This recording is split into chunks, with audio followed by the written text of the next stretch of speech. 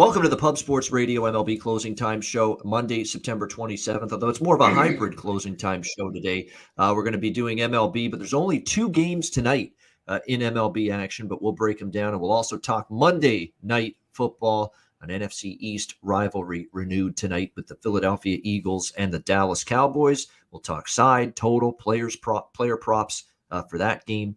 After as well, joined by Conor Mac and Skee Profit, our Monday guest. If you missed the show earlier, we did the Hitting the Books Monday football show, Conor and I talking early week college football, some NFL as well, so check that out if you missed it earlier today. Let's get to it. We've got two baseball games. We'll start with Washington and Colorado. We've got Josiah Gray on the mound for the Nats, German Marquez for Colorado. Colorado minus 155 home favorites, 11.5 the total in this game. I don't know if I'll get involved, but I do lean over the total. Washington's gone over the total 6 of their last 7 games. You look at the last 3 games against Cincinnati, the pitching staff just got roughed up in that start. Washington, I should say, their pitching staff got roughed up in Cincinnati, giving up 8 runs, 7 runs, and 9 runs in the last 3 games of that series. The bullpen's been in a rough way for the Nationals. They just could not protect leads. If the game was close, they let it get away late with that bullpen. So it's been tough for this Washington team. 6.23 ERA is the number for the Washington bullpen in the last 10 games. So they've really had a tough time getting outs in the latter stages. And Josiah Gray, who a lot of people seem to think could be pretty solid frontline rotation pitcher at one point, we're still waiting for him to get to that point, and he's not there yet. For this Nationals team. He's really struggled. He's given up 5 runs or more in 4 of his last 5 starts. He pitched markedly better, I guess you could say, in his last start against the Marlins. Gave up 2 runs in 6 innings, but Miami's lineup's not exactly the same one he'll face tonight. And overall, by the way, 5 straight starts for Gray have gone over the total. He just faced Colorado just 10 days ago in Washington. Gave up 5 runs in 5.1 innings, and that game went over the total. Marquez on the other side for the Rockies, he's kind of trended backward. Last 2 starts, 11 runs in 8 innings against Washington and the Dodgers. As I mentioned, one of those starts was against Washington 10 days ago, the same pitching matchup, Marquez versus Gray, and the final score was 9-8. Marquez gave up 6 runs in 4 innings, so it's a high total, 11.5, but I can't make a case for the under. Not with these 2 pitchers, not with these 2 bullpens. So I would lean over the total. Haven't bet it yet. Not sure I will, but this was close to making it on my card. Conor Mac, what do you think? Washington, Colorado.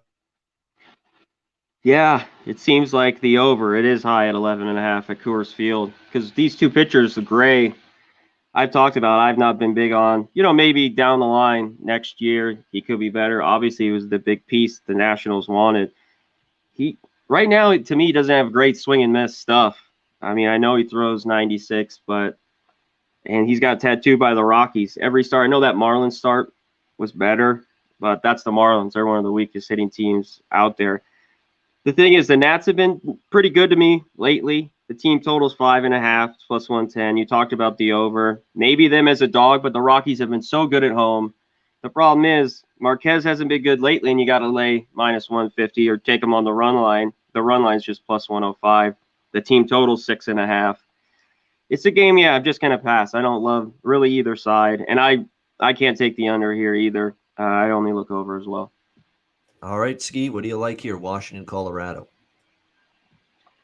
Yeah, this game, somebody I really respect likes the first 5 under, and I don't know, I just don't see it.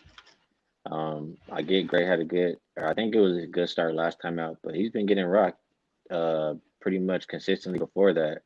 And Marquez has been pretty bad too. So I just initially think the opposite. I mean, I'm thinking first 5 over or full game over. And I'm with what Connor said. The only reason I probably would want to look towards both teams is, I mean, Rockies have hit great too, but I was thinking Nats team total at 5.5, honestly, or Nats money line at a plus price. I just think both pitchers are really bad, and I would take the dog in that scenario and fade both bullpens too. So I like runs. I like the Nationals. Oh, and I forgot to mention the one of the reasons I really like the Nationals is last 2 weeks, weighted runs created plus Nats are 8th and Rockies are 29th. So that's the reason to take Nationals money line.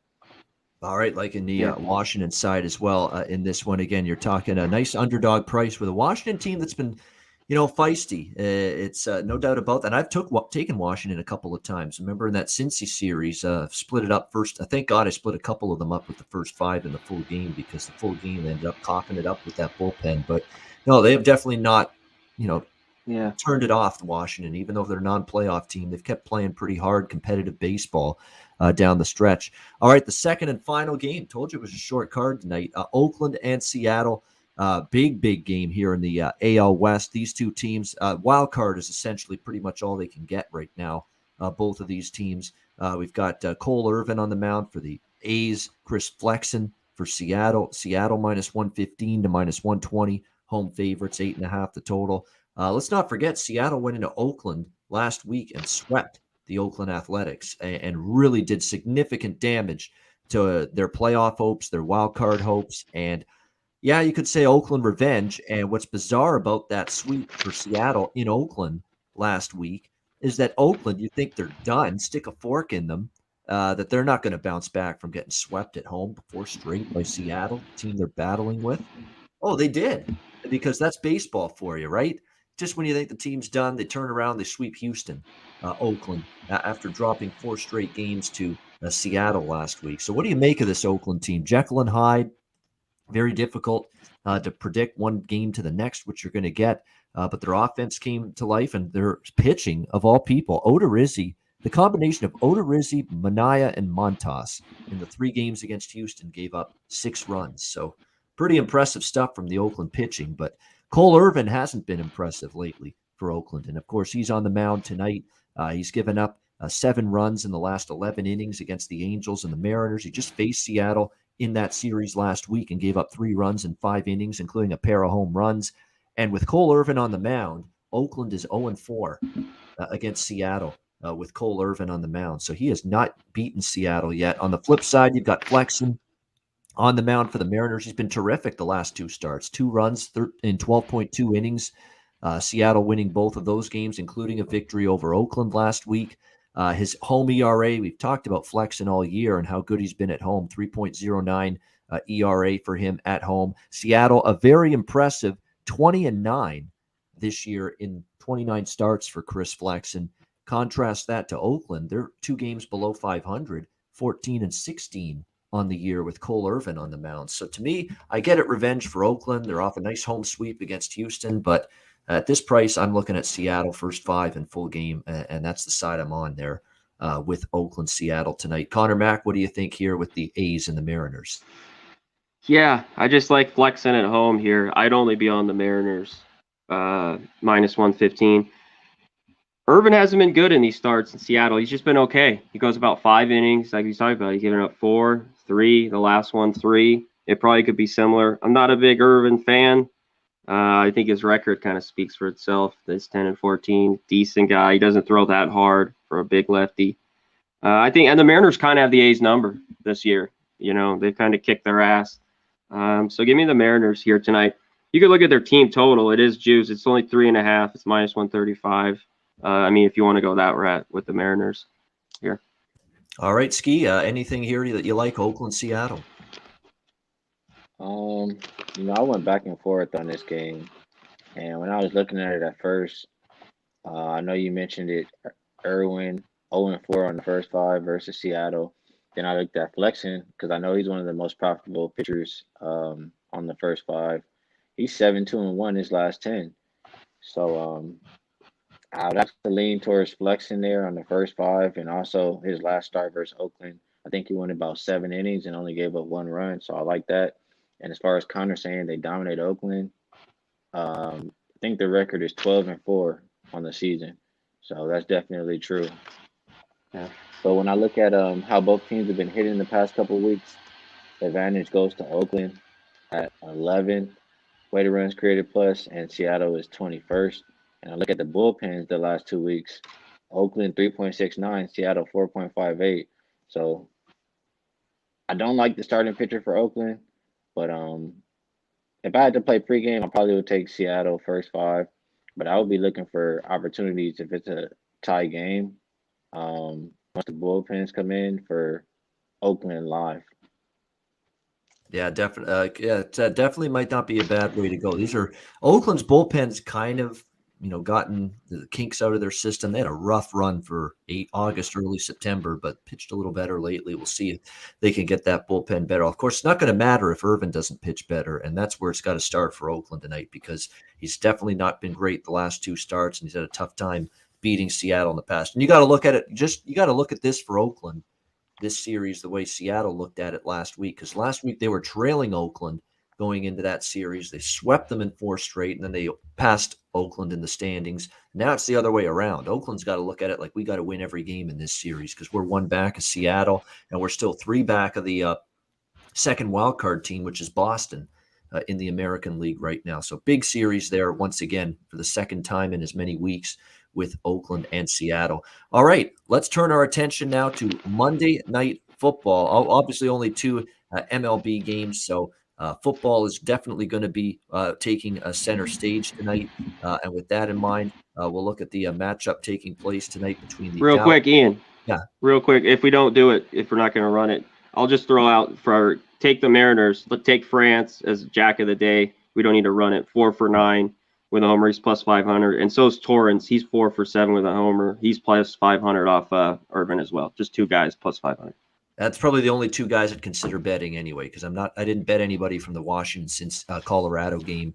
You're right; those two make sense definitely in terms of Jack of the Day candidates. Looking toward those two hitters. So, all right, let's go to, as I said, we got NFL football tonight taking place, and looking forward to that. So let's get to it. We've got the Philadelphia Eagles and the Dallas Cowboys. At Jerry's World there, Dallas 3.5 point home favorites here in this game. The total right now currently 51.5, pretty much across the board here going into this game. Should be interesting to see how it goes, this matchup between these two teams.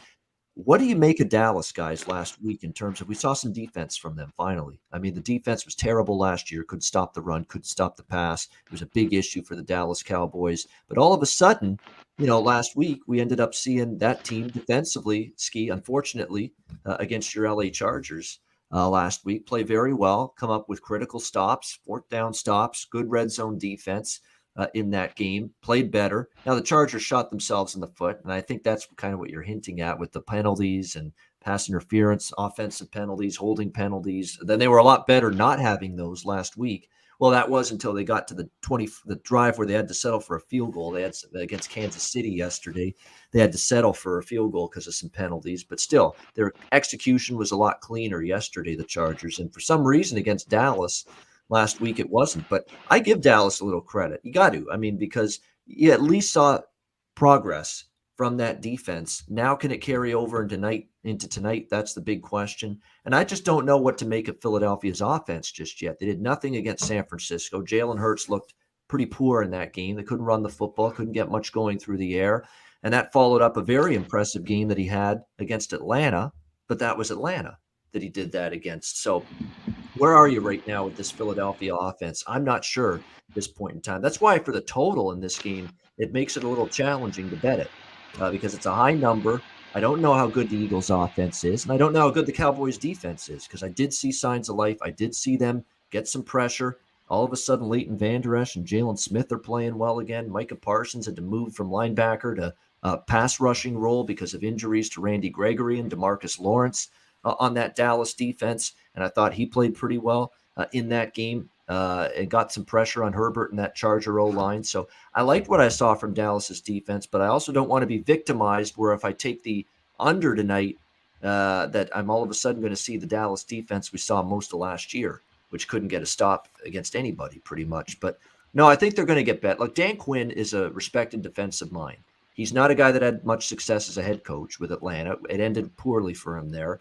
But he is a guy that's thought of as a solid defensive coordinator. He was in Seattle before he got the Atlanta job, working under Pete Carroll. And they think in time he's the guy that can maybe help turn this defense around a little bit. So, at the current line, guys, I'm leaning Dallas in this game. 3.5. It's a short enough. Now they're lousy favorites. I get it. They've only covered once their last 8 tries as favorites, but they're only laying 3.5 here in this game. Dak Prescott has said to the media that he's really excited to play this first home game in a long, long time since that injury. And their offense is certainly good. I've got not many questions about the Dallas offense. I mean, they are very, very explosive. Tony Pollard and Zeke Elliott are splitting carries, as it should be, because Pollard is shown to be a pretty good back. They've got the receiving core with Amari Cooper and CeeDee Lamb leading that group. Tight end position with Jarwin and Schultz is solid. The O-line, it does bother me that La'el Collins is now suspended, the right tackle. But other than that, they're relatively healthy up front, which is good to see. Tyron Smith, Zach Martin. So I think Dallas can move the ball a little bit. It's what their defense does against Philly. And, I've seen things to like about Dallas. They could have beaten Tampa Bay on the road in the opener, and they fell just short. They beat a good Chargers team last week. I don't know yet how good Philly is. So I don't have a strong opinion on the game, but I got to throw out something for the show in terms of a side and total. And the closest thing I've come to betting, and I still might put, pizza money, if you will, on it, it'll be Dallas -3.5 in this one. Conor Mac, we'll start with you. Side and total for Monday Night Football. Yeah, I just answer Kevin Riley's question. I lean under in that A's-Mariners game. Night game there, I naturally lean a little under. I mean, it is 8.5. That's why it's set there. But I lean there. I don't know. I'm not going to bet it, but I lean that. Yeah, I don't love this one either. I don't think I'm going to bet the game tonight. I'd actually take the 3.5 with the Eagles if I were to take a side. I think they can keep it close. I got to see more out of the Cowboys. I think they played well. Obviously week 1 against the Bucs, and they played well last week. Defense played a little bit better. I think those Chargers made a ton of mistakes. They moved the ball. Herbert threw a couple bad picks in that game. But yeah, I'd only lean on the Eagles. I got to see it. They got to win by more than the field goal. I'd be on the Eagles with the 3.5. Division game. I think it's good. I think it's close, and I lean under a bit as well. I think we'll see what Dallas's defense was. That just a kind of a one-game thing. I think Philly's defense is pretty good. I mean, they held the 49ers down. Obviously, they won that game, 17-11 or something like that. And week 1, they held the Falcons to nothing. 6 points. They're not very good anyways. But I think that Philly D-line's pretty good. I think the Eagles' defense is there. So I think this game's tight. I think it's a good old division game. So I'd take the Eagles with the points, the +3.5, and I'd lean under. Yeah, I mean, the number's at a great spot because you're right. Division dog, there's always that interest in taking a divisional dog, and long term against the spread, the numbers are good for division dogs. But I just, I've Dallas now 2 weeks in a row, and of course they've gone 2-0 against the spread. They covered against Tampa in a losing effort, close loss, won and covered against the Chargers last week. They've impressed me. They've been better. They've bettered my expectations through the first 2 weeks, and for that reason, I'm not going to go against Dallas. I agree with that. Mine too for 2 weeks, but I can't wait. To see it tonight. Yeah, but this is typical Dallas too, where if it's years past, maybe there's a different group, different bunch, but in years past, people feeling good about Dallas, they come into a Monday Night Football home game and they lay a stink bomb, right? They lay an egg, and you always worry that could end up being the case again because that's been the history and the track record of this team. Skee, it's a good one. What do you think, Cowboys, Eagles? Yeah, a couple of things both of you guys said stood out to me. And Ian, I'm with you in the fact that I'm unsure what we're gonna get from Philly is how well they're gonna score. Because I definitely trust that the Cowboys can score. It's just how much do we trust Eagles offense? And so then I hear Connor say he likes the Eagles. And so that means he's expecting them to put up some points. So if I don't know. If you can expect some points from the Eagles, I think this game cruises over. As far as what you said about the just looking at the Cowboys in week 1, they scored damn near 30 points in that game and allowed over 30 points to the Buccaneers. Then in the next game, Chargers had thousands of opportunities to score. They had a million plays caught back, and they just kept shooting themselves in the foot. They did it again this past week. They just can't get set at the line, and Cowboys benefited from it. So I don't think their defense is good. Their defense hasn't been good for years, and it's just I'm gonna hope that Philly can take advantage here because I really don't want to pick a side. I do think Dallas wins the game because I trust their offense more. It's just I can't expect the team with the bad defense to win by margin. So the way that I would play this game would have to be over the total on the full game. Yeah, I think Dallas can score. There's good defensive numbers against the pass this year for Philadelphia. And people, if they look at raw numbers, they'll see that Philly's defense is fourth in the NFL passing yards, 162.5 passing yards per game. But you got to look at the schedule. Yeah, it's early. Got to look at Atlanta with a downtrodden Atlanta team that's not the same pass offense it once was, and San Francisco with Jimmy G, and they run the football more than they throw it. I mean, that's Philly's. No, again, this is going to be the best by far. This is like by far the best passing game they've seen this year, the Philadelphia secondary. So that's why I'm looking at props tonight. I think and Philly's better defensive front.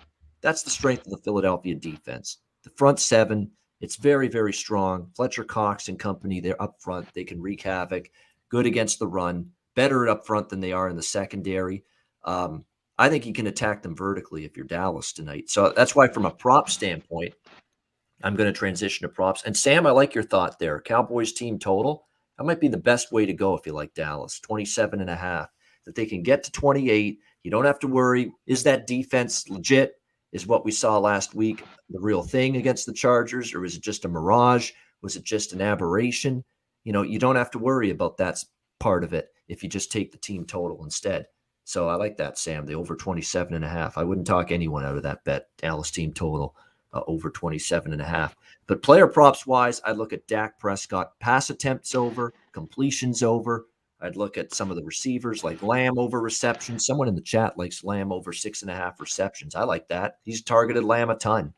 And I think that's going to be more the same here in this game tonight. Isn't one of the receivers banged up for Dallas too?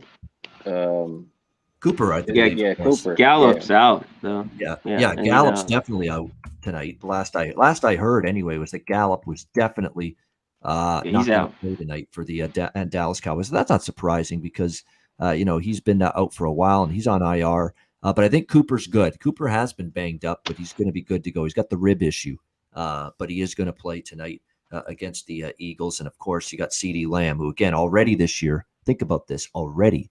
15 receptions, 185 yards in 2 games this year, and a touchdown. So this is a CeeDee Lamb game. Over receptions, receiving yards, the touchdown score prop on Lamb. I wouldn't talk anyone out of that either.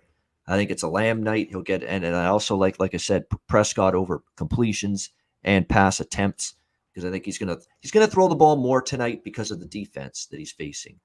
Philadelphia's secondary is a little bit more vulnerable than that front seven. So I don't know if they're going to run the football with a boatload of success with Pollard and Zeke. And I think that's going to mean they're going to throw the football a little bit more of a pass-heavy type of approach tonight from the Cowboys. So those are the ones I would look at for props tonight. Prescott, passing props, over receptions and completions, or over, I should say, pass attempts and completions. And then I'd look at Lamb, Cooper, over receiving yards, over receptions, and their touchdown score props. As far as touchdown score props, I'm going to post them on Twitter later, the full list, but Lamb at even money. I know it's not a great price, but I think it's a damn good chance he finds the end zone tonight. From a Dallas perspective, look maybe at Dallas Goedert, the tight end tonight for the Philadelphia Eagles, because Zach Ertz has been banged up a little bit of late. They weren't sure he was going to play tonight, but he has been removed from the COVID list and is expected to play. I don't know if I like Goddard as much now because I thought if Ertz wasn't going to play, which was at one point that was going to be the case here, he wasn't going to play. Goddard was going to get a lot of the targets at the tight end spot, get a lot of the attention. I still think, though, that they've been going back and forth with the two of them. So I would stay off Goddard receptions, receiving yards, because he's probably going to split, targets with Ertz at the tight end spot now that Ertz has been cleared to play tonight. But I would just stick with Goddard at his touchdown prop, plus 190 to plus 200. I think there's a good chance. And certainly Devontae Smith, the Alabama rookie receiver. He's already been someone that Jalen Hurts has targeted quite a bit. Of course, they have a connection, of course. Both of them haven't played at Alabama in their college days. So those are the score props I like for Philly is Dallas Goedert and Devontae Smith, touchdown props, and probably CeeDee Lamb as well for the Dallas Cowboys. And I might add a couple longer shots. I always look for some value down the board here. I believe Quez Watkins was targeted a little bit more too for the Eagles last week in particular against the San Francisco 49ers. Yeah, I mean, you Yeah, look at two and a half. yeah, and he's got 5 receptions and 140 yards. He had more of an impact in the game against Atlanta, but still, I mean, he's made 7 catches. That's an average of 3.5 per game in the first 2 games, and you can get him at plus 375 to score a touchdown. I think that's value. I'm not saying Quez Watkins definitely scores a touchdown tonight, but I think with the amount of times he's getting targeted and with 7 catches in 2 games for Jalen Hurts and this Philly offense, I think plus 375 is a solid price to go Quez Watkins for anytime touchdown scorer tonight in that game. So those are the props I like. Conor Mac, player props for tonight's game. Are there any you like?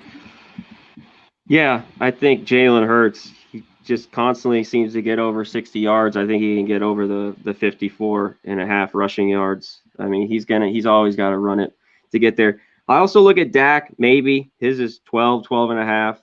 I always look at him because he's always got to scramble at times. So I looked at that one. And then anytime touchdown with Hurts is plus 125. I think he can get it. And then you brought it up with Hurts. He's in. I think I'm going to roll with his he's ready to go.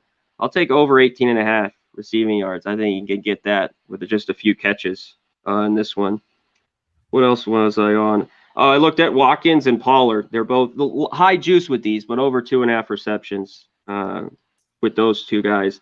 And then I also looked at Ezekiel Elliott, his rushing and receiving yards, 84 and a half. I was looking under. He goes off on third down, doesn't catch it too much, and they don't run it as much anymore. So I haven't bet that yet, but I was looking at Ezekiel Elliott rushing, receiving under 84 and a half. Yeah, exactly. More and more time being given and reps and carries and field time, to be honest with you, being given to Tony Pollard now. Pollard, yeah. In that Dallas running back group. So keep that in mind for sure. I'm looking at it and I'm reading the notes from last week. And yeah, Quez Watkins and Devontae Smith, the 2 guys that I like for touchdown props for receiver for the Eagles tonight, along with Goddard, the tight end. But for the receivers, Devontae Smith and Quez Watkins, those 2 guys, Watkins and Devontae Smith, last week against San Francisco, targeted by Jalen Hurts more than anybody else. And that's what you look for, the targets. Is the quarterback looking to find those receivers down the field? He is. He's looking for Devontae Smith a lot. He only had 2 catches last week, but he targeted him 7 times. It was just the connection wasn't there for Smith and Hurts against San Fran like it was for Atlanta in the first game. But he's still looking to throw to Devontae Smith. He's still looking to throw to Quez Watkins, Jalen Hurts. So for that reason, I think, there's value in their props tonight, both of those guys for the Eagles. Skee, what do you think here? Any player props tonight you like? I like what you said about CeeDee Lamb receptions and or yards and Dak pass attempts. Those 2 sound the best to me. There you go. I agree. I think they're going to have to throw the ball a little bit more tonight because running it against the Philly front's not going to be an easy task for this Dallas offense. Philly's got very good numbers so far this year against the run. They're only giving up 120 yards per game. Not bad there. So we'll see if they can keep it up here in this one. The yards per carry have been better. So I think a lot of the damage could be done through the air for Dallas tonight. And I think they'll be looking. I think just based on the fact it's their home opener too, they'll be looking to open up the offense a little bit, put on a show. Kellen Moore, light it up a little bit through the air. Make sure this passing game gets on track. And I'm still not sold on that Philly secondary. Come on, remember how bad they were last year. We know they haven't played anything like the passing offense so far this season. They'll play tonight, not Atlanta with a decrepit Matt Ryan, not a Jimmy Garoppolo-led San Francisco offense, which is a little bit more limited in terms of attacking you vertically down the field. Tonight's going to be that first really stern test, tough test for Philadelphia's secondary, and I'm not totally sure they're up for it, but we'll find out tonight. Great analysis from Skee and Conor on Monday Night Football. We will get to our best bets in MLB in just a second to wrap up the show. By the way, 82 live viewers.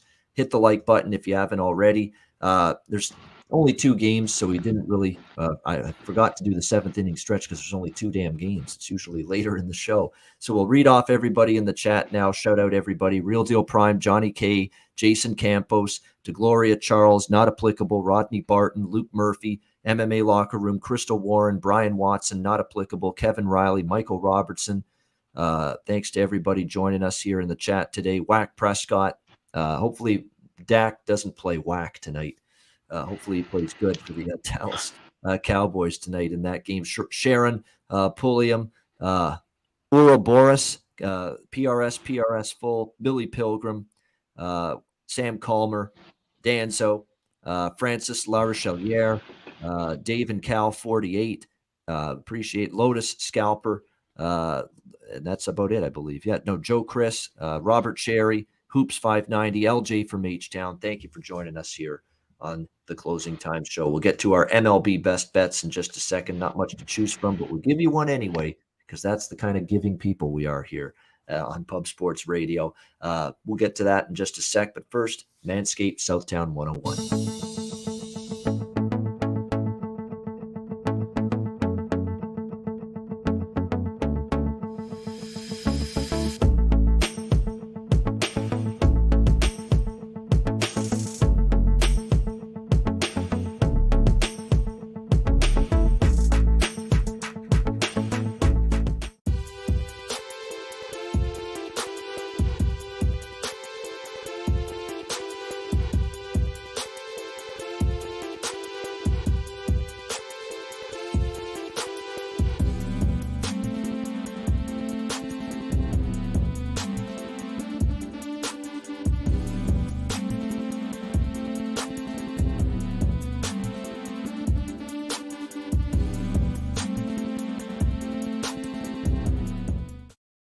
All right, Southtown 101. When you're in San Antonio, Texas, stop in. Great food, drinks, live music, DJs, and karaoke. Southtown 101. Manscaped promo code PubSports, 20% off your purchase of any product, Lawnmower 4.0 or anything on the Manscaped website, 20% off with the promo code PubSports. And mybookie.ag, promo code PubSports. Football season well underway, month into the year, and we've got NHL, hockey, NBA basketball just weeks away. Looking forward to that as well. So sign up at mybookie.ag. Bitcoin accepted currency for your deposit as well. So mybookie.ag, promo code PubSports. All right, we'll go right to best bets. We already mentioned what we like for home run props. We'll go right to best bets. Actually, could be something from the football game as well, if you prefer that for a best bet tonight. Conor Mac, we'll start with you. 2 baseball games, Monday Night Football. Whatever you got from either, what do you got? Best bet. Yeah, I'm going to have, it's not major play, but I'm going to have something on Seattle, -115. And I'll throw one from the football. I'm going to take Hurts. Yeah, the over 54.5 rushing yards. I think he gets over that again tonight. All right, so there you go. A little NFL Monday Night Football prop. Jalen Hurts over 54.5 rushing yards, and Seattle -115 against Oakland. There you go. Some best bets from Conor Mac. Skee Profit, what do you got? Best bet. Can you come back to me in 1 second? I'm just looking over a number. All right, no problem at all. I'll give you mine then. In the meantime, I'll go the same as Connor, because I don't think anything strongly about the football game. I'll actually give you a prop as well. I'll give you a prop best bet. We'll go with Seattle as well. First 5 full game split. I'm going to do both, the first 5 and the full game. Split it up half and half. I think they get the job done there against the Oakland Athletics. That'll be my best bet for MLB. As far as player prop best bet goes for this game tonight, I'm going to go with CD Lamb, and I'm going to go the receiving yards route on him. Yeah, because I like the receptions too, but he could have like 5 receptions, but go for 100 yards because he's such a big game breaker, and he's so elusive in the open field and so freaking fast. He can just run away from opposing cornerbacks. And you don't want to be stuck in a situation where if you bet both the receptions and the receiving yards on Lamb, that you get 5 receptions. You bet only receptions, where what if he only has 5 or 6, he falls under, but he goes for like 100. Then you would lose out. So I think the receiving yards, it's worth a bet too. And I think I like the receiving yards on CD Lamb even more than receptions. So CD Lamb over 81.5 receiving yards. That's where I'm going to go for a player prop best bet for Monday Night Football tonight as well. Skee, what do you got? Yeah, I really don't like today's card, but if I'm going to play something, I probably will play Philly and Dallas over 51.5. All right, there we go. Liking some points to be scored inside Jerry's world tonight. Philly, Dallas over 51.5. Skee Profit for best bet tonight. What a weekend this could be for Jerry Jones, right? If Dallas wins tonight, I mean, after his Arkansas Razorbacks, his alma mater, won on Saturday against Texas A&M, in that same building. So that would be big for Jerry Jones if he gets the Arkansas Dallas Cowboys sweep. Sure, he's going to the strip club after. Yeah. Oh yeah. What's he, 85? Yeah. Oh yeah. That libido doesn't slow down for Jerry Jones at that age. No way. No way at all. Bumping and grinding. He's got to keep it up that age or else you're going to lose it. No doubt. And I don't think he's got many issues with that. No doubt. Good stuff, Conor Mac and Skee Profit. We will get our way out of here. Thanks again for joining us. Shorter show today, of course, with just 2 baseball games and the Monday nighter. We will be back, though, tomorrow, 4 p.m. Eastern, 1 p.m. Pacific, with the MLB closing time show. Conor Mac and I with a full Tuesday baseball card. And, man, we got some big, like Blue Jays, Yankees. Is it going to get bigger than that? I mean, it's like playoff series right there for those two teams. What a series that's going to be, among many others tomorrow on the baseball card. Looking forward to breaking it down once again. Again, if you didn't watch Hitting the Books, the football show earlier today, make sure you check that out. We'll also post individual clips on every game as well on the channel. So make sure you check that out. Get yourself ready for college football and NFL this upcoming weekend. Great stuff. Thanks to everybody for tuning in. Hit the like button on your way out. For Conor Mac and Skee Profit, I'm Ian Cameron. Have a great Monday night. Enjoy the games and good luck. Baseball and the Monday Night Football game. We'll see you tomorrow, 4 p.m. Eastern, 1 p.m. Pacific, once again on the MLB Closing Time show right here on Pub Sports Radio.